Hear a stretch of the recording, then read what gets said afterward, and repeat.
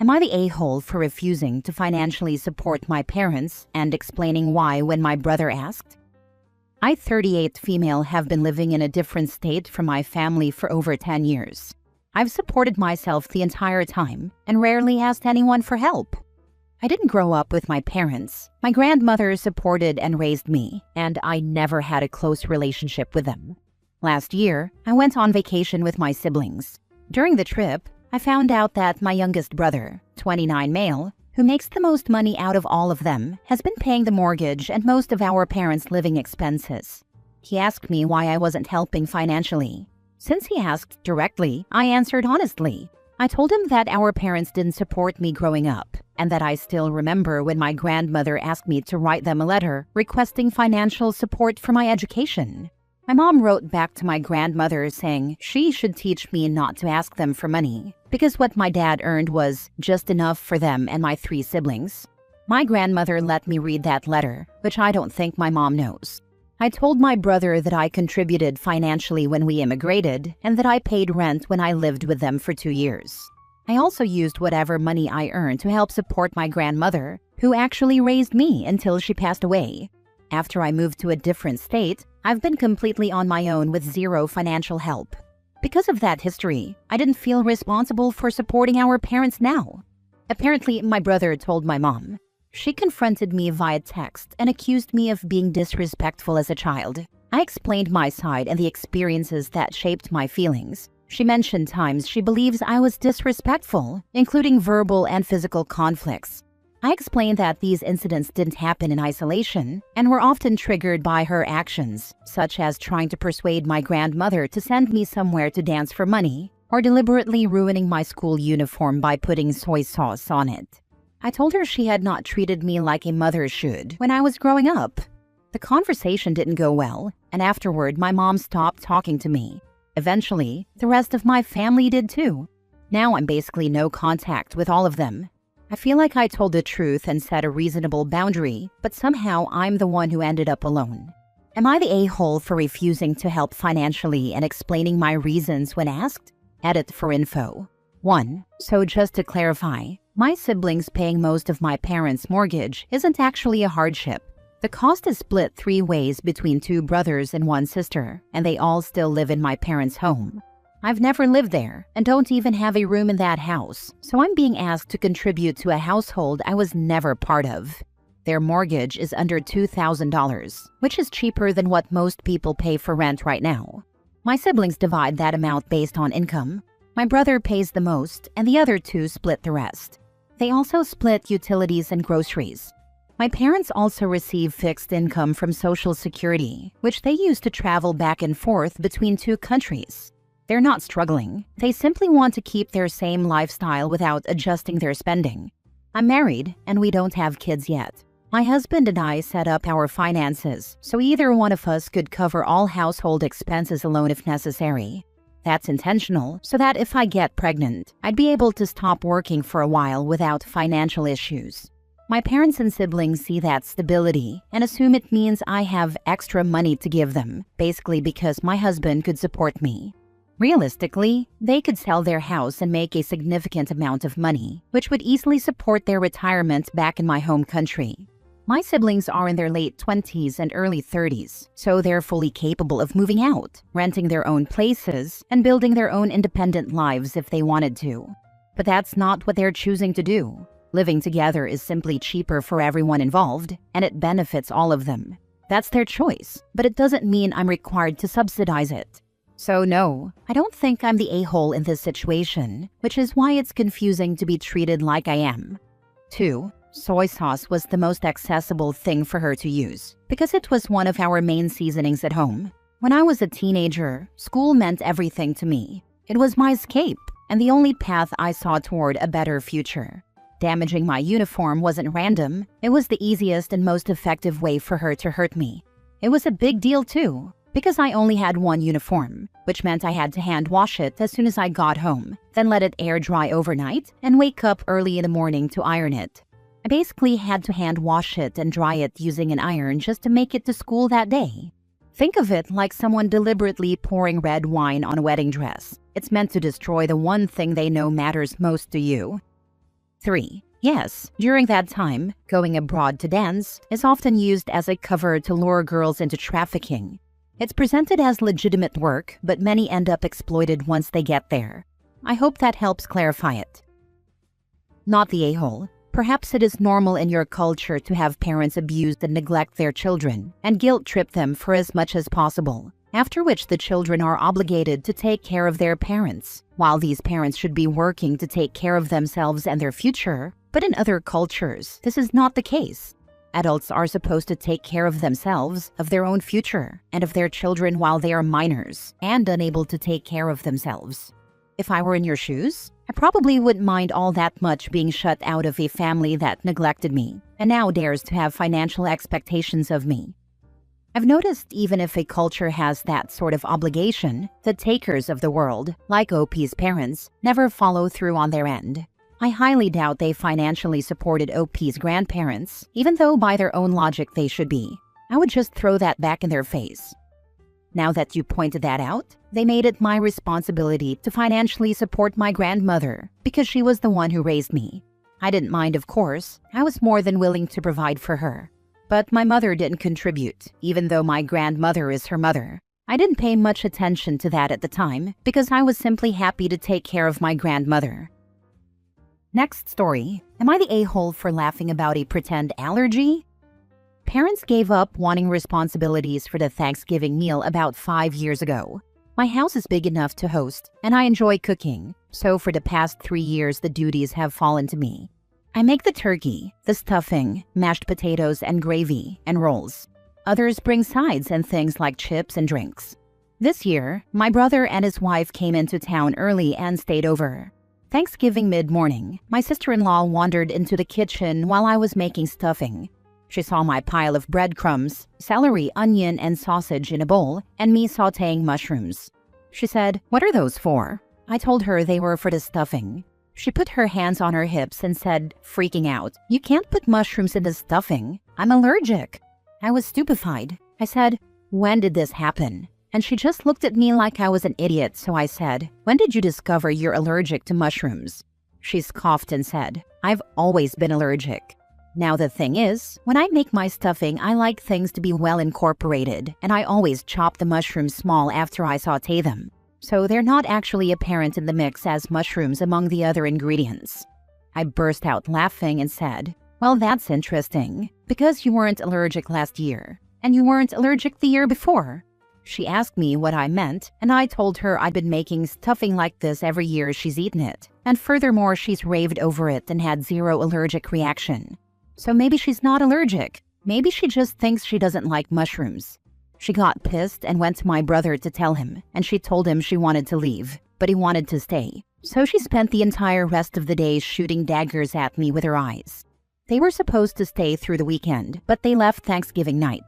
I confided in my mom and my sister yesterday, and they kind of chuckled and said it's not my fault. But my brother texted me this morning that I could have just not used the mushrooms, and that I made his wife feel stupid for no reason.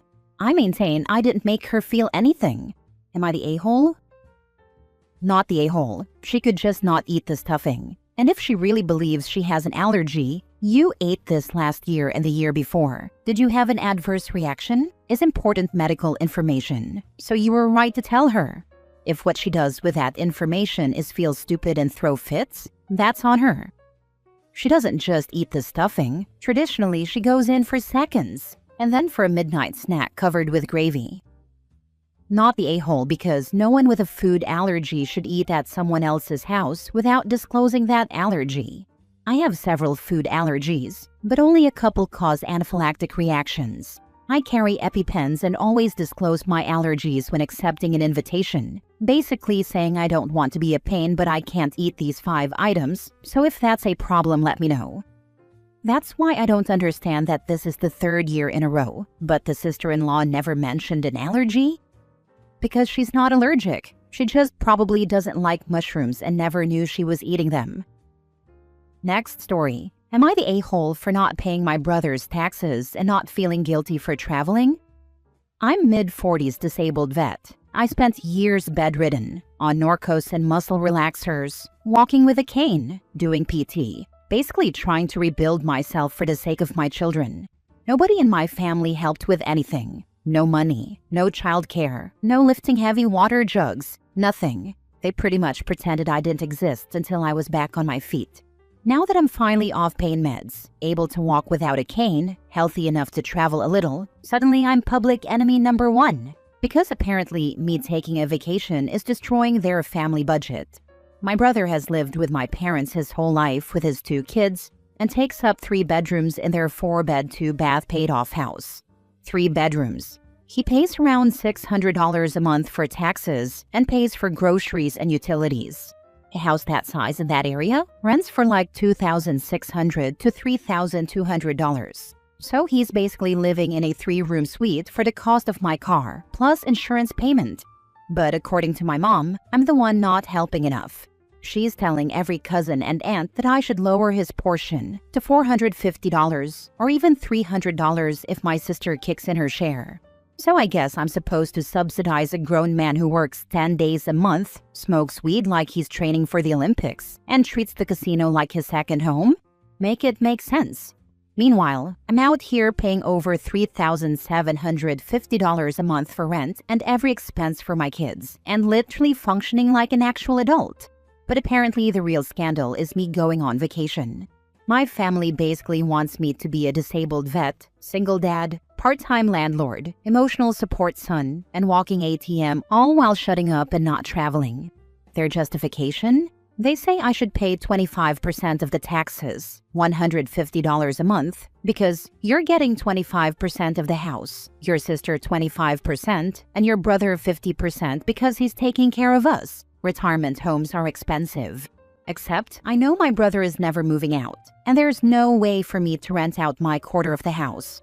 So that's not an inheritance. It's basically a lifetime subscription to subsidizing his lifestyle. No thanks. Not the a-hole. Also, you shouldn't be paying your 25% of taxes while your parents are alive and owning said house. Unless OP's name is on the title. Otherwise, the brother is going to inherit the house anyway because he needs it.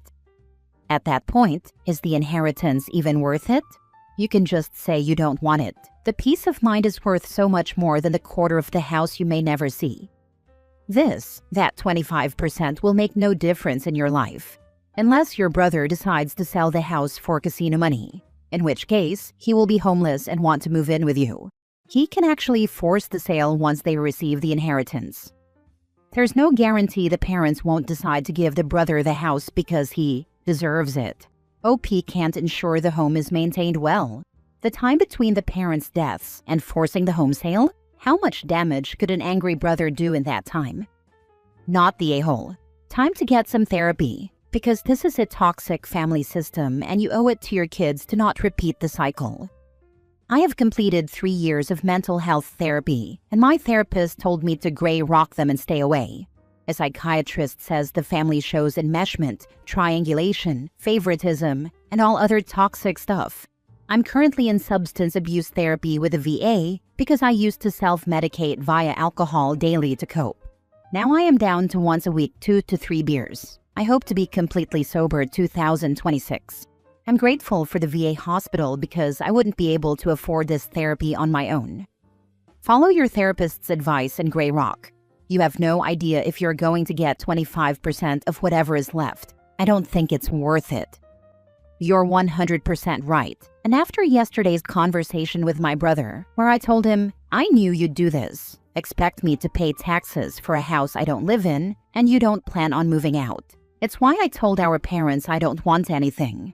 I bet he will try convincing my mother to take me off the trust. 25% of the house would be $125,000. Last story. Am I the a-hole for not giving my sister the family nativity? So this actually happened a few years ago, but as I was decorating for Christmas, I began to wonder if I was the a-hole. My grandmother's hobby was making ceramics. She always had a beautiful set that she made before my sister or other siblings were born. When I married over 20 years prior to this interaction, I picked it up from her house and took it with me to my new home. One Christmas, a few years back, my sister and her husband were over at my house visiting my kids. My sister said she wanted to talk to me. Sister, Look, I think we should take turns with the nativity. It was the family nativity that grandmother made, and it's not fair that only you get to display it. I want to take it next year. Brother-in-law was nodding in agreement. Me, oh, I'm so sorry, but this is not the family nativity. It's mine. Brother-in-law, only because you took it before anyone else could say anything. Me, no, because it was mine. It was a Christmas gift for me. I picked up the manger part and showed them the bottom. It had the nickname my grandma called me and the date it was made, before my sister was born, engraved in it. Me, this was made as a Christmas gift for me. It was given to me. We only kept it at grandma's after you were born because, as a toddler, you grabbed one of the pieces and broke it. We just always kept it at grandma's for safety, as you and the other siblings came along. When I left for college, I left it there and then took it when I got my own home. Sister, with great disappointment, I never saw that under the manger. I never knew. Me, I'm so sorry, sis. This was a Christmas gift to me. It was always mine. Grandma made it for me. She wrapped up each piece for me to open on Christmas morning before you were born. I'm sorry you didn't know that. Brother-in-law, well, I don't see why you can't just let us have it every other year. I think that's fair because everyone should get a chance with it. Me, no, it's mine. It was a Christmas gift to me. I'm sorry you thought it was for the family, but it was always mine. I'm so sorry you're disappointed, but this stays with me. Brother-in-law was obviously angry, but my sister was disappointed and she looked a bit sad. Today, as I was putting out the nativity, I started to feel a bit guilty. So was I the a-hole? Edit to add, since I see it coming up in the comments a lot. They have a nativity that brother-in-law inherited. It's an antique and valuable. Also, Grandma made things for each grandchild based on their interests at the time. My sister really loves Halloween, huge yard displays and all. So Grandma made this beautiful tabletop, stacking jack-o'-lantern sculpture that lights up. So she and all the siblings were given things that were lovingly made by Grandma just for them. Not the a-hole. I completely understand your sister's disappointment, but brother-in-law's annoyance and anger about it is kind of weird. Let's say you let them take it 1 year. Who's to say you'd get it back, or that something wouldn't happen to it? It's understandable to feel bad, but as you said, it's yours. Your name is on it and it was a gift to you. They can enjoy and appreciate it when they come to visit. Why do they feel the need to actually possess it? Especially brother-in-law. Like, what is it even to you, bro? Lol, that's so weird to me. Your brother-in-law sounds entitled, and I'm sorry you have to deal with him. My guess is that he's really the one who wanted it, since he pushed so hard and was angry even after your explanation. He probably got your sister all hyped up about the idea of the sharing thing, and is also most likely the reason she looked so sad and disappointed. He had her convinced it was half hers. This was a Christmas gift your grandmother made for you that they assumed they were entitled to. I think you already know who the real a-hole is. Hint, it's not you or your sister. I kind of thought the same thing. He inherited an antique and frankly a bit valuable nativity set from his own side of the family, so I really wasn't sure why it mattered so much to him. You won't get it back if you loan it out. Yeah, that's what I'm afraid of.